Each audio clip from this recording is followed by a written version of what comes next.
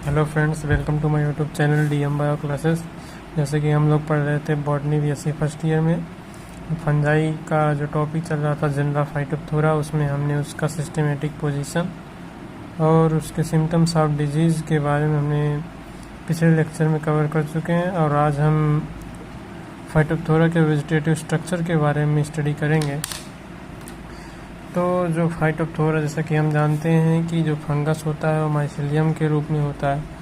जो एक फंगस होता है वह माइसीलियम के रूप में होता है। जो एक फंगस होता है वो माइसीलियम के रूप में होता है। तो जो ऐसा, जैसा कि एक फाइटोप्थोरा भी एक प्रकार सा फंगस है, तो जो इसका माइसीलियम होता है वह हाइलीन होता है, ब्रांच्ड होता है, एसिप्टेट होता है एंड मल्टी न्यूक्लिएटेड होता है। एसिप्टेट होता है, ब्रांच्ड होता है एंड मल्टी न्यूक्लिएटेड होता है। और हम इस कंडीशन को क्या कहते हैं, जैसे कि जो माइसीलियम जब एसिप्टेट होता है और मल्टी न्यूक्लिएटेड होता है तो उस कंडीशन को हम क्या कहते हैं, सिनोसिटिक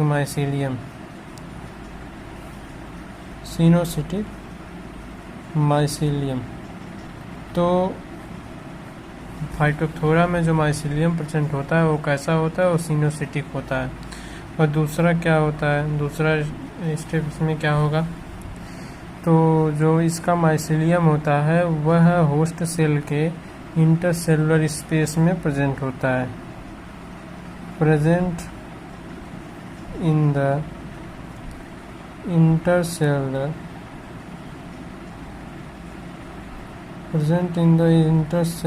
space of the host cell. ये कहाँ प्रेजेंट होता है, ये होस्ट सेल के इंटरसेलुलर स्पेस में प्रेजेंट होता है और वहाँ पे वो क्या करता है, डेवलप करता है।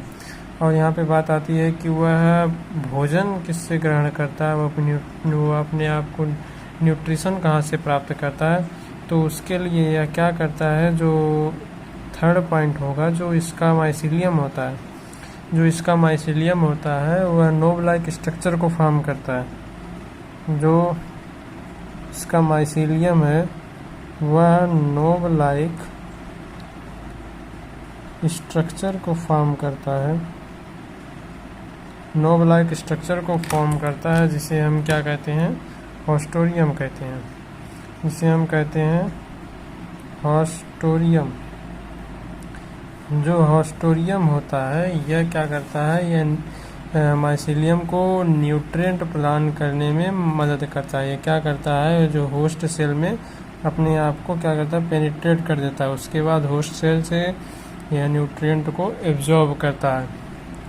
और जो फोर्थ पॉइंट है, जो इसका होस्ट सेल होता है,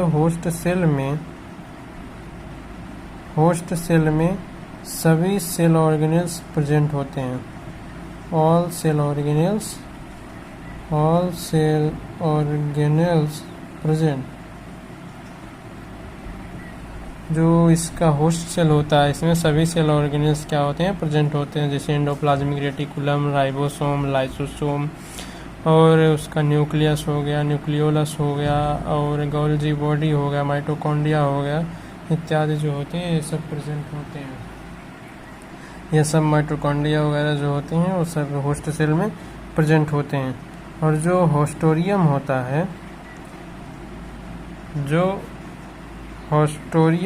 है, हॉस्टोरियम में भी ऑल सेल ऑर्गेनेल्स क्या होते हैं, प्रेजेंट होते हैं। ऑल सेल ऑर्गेनेल्स क्या होते हैं, प्रेजेंट होते हैं।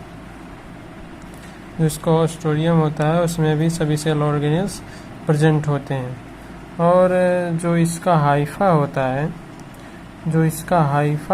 है, हाइफी, बात आती है कि हाइफी किससे बना होता है। जो इसका हाइफी होता है वह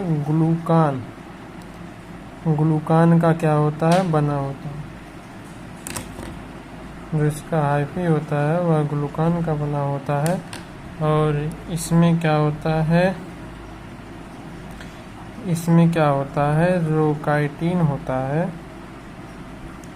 काइटिन का क्या होता है, लैक होता है, अभाव होता है। काइटिन का क्या होता है, अभाव होता है। काइटिन इसमें प्रेजेंट नहीं होता है। अक्सर जो फंजाई होती है उसकी जो उससे हाइफा का जो सेल वॉल होता है वो किससे बना होता है, काइटिन का। लेकिन जो फाइटोप्थोरा स्पीसीज के जो हाइफे होते हैं उसके सेल वॉल ग्लूकान के बने होते हैं। तो ये हो गए वेजिटेटिव स्ट्रक्चर्स जो हैं एक प्रकार से फाइटोप्थोरा स्पीसीज का। तो अब हम इसका एक डायग्रामेटिक स्ट्रक्चर को देख, इसका जो एक वेजिटेटिव स्ट्रक्चर है, जो इसमें ये ब्लू कलर के जो स्ट्रक्चर्स बीच बीच में जो दिखाई दे रही हैं ये क्या है, माइसीलियम है।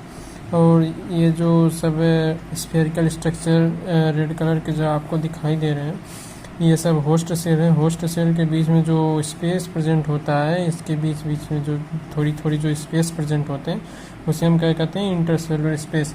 और जैसा कि हम जानते हैं और जो माइसीलियम होता है वह इसी इंटरसेलुलर स्पेस में क्या होता है, डेवलप करता है। तो इसके इंटरसेलुलर स्पेस में ये माइसीलियम क्या है, प्रेजेंट है। ये होस्ट सेल है और ये क्या कहता है, माइसीलियम अपने आप को न्यूट्रिएंट प्रदान करने के लिए क्या कहता है, एक नोव लाइक स्ट्रक्चर घुंडी नुमा संरचना को डेवलप करता है। तो ये घुंडी नुमा संरचना है जो कि डेवलप करके ये क्या करता है, होस्ट सेल में पेनिट्रेट कर देता है। होस्ट सेल में जब इसे पेनिट्रेट कर देता है तो ये जो घुंडी नुमा संरचना जिसे हम क्या कहते हैं, होस्टोरियम, कहते हैं, ये होस्टोरियम होस्ट सेल से न्यूट्रिएंट को एब्जॉर्ब करके क्या करता है, माइसीलियम को प्रदान करता है, जिससे उसकी जो न्यूट्रिएंट उसे माइसीलियम को प्राप्त होता है। तो ये है पूरी जो है vegetative structure of the Phytophthora. तो हम देखते हैं होस्टोरियम का स्ट्रक्चर कैसा होता है। तो ये होस्टोरियम का स्ट्रक्चर, जैसा कि ये जो एक होस्ट सेल है, होस्ट सेल में ये हाइफा है। हाइफा जो माइसीलियम में ये क्या कर रहा है, नोव लाइक स्ट्रक्चर को फॉर्म किया, जिसे हम क्या कहते हैं, होस्टोरियम कहते हैं। जैसा कि हमने बताया जो होस्ट सेल होता है उसमें जो साइटोप्लाज्म होता है उसमें सभी सेल ऑर्गेनेल्स क्या होते हैं, प्रेजेंट होते हैं। Mitochondria, Golgi body, vacuole tubules और जो राइबोसोम, सीटीसी, जो कुछ भी सभी जो सेल ऑर्गेनेल्स होते हैं वो सब इसमें प्रेजेंट होते हैं। और जैसा कि हमने बताया होस्टोरियम में भी सभी सेल ऑर्गेनेल्स प्रेजेंट होते हैं।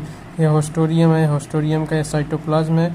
इसमें देखिए माइटोकॉन्ड्रिया, गोल्गी बॉडी, ट्यूब्यूल्स और भी एंडोप्लाज्मिक रेटिकुलम, न्यूक्लियस, सभी जो सेल ऑर्गेनेल्स होते हैं सब इसमें प्रेजेंट होते हैं। लेकिन जो होस्टोरियम का साइटोप्लाज्म होता है होस्ट सेल के साइटोप्लाज्म से सेपरेट होता है। वो कैसे होता है, ये एक स्ट्रक्चर आपको दिखाई दे रहा है। ये स्ट्रक्चर जिसे हम क्या कहते हैं, एक्स्ट्रा सेलुलर मेम्ब्रेन कहते हैं।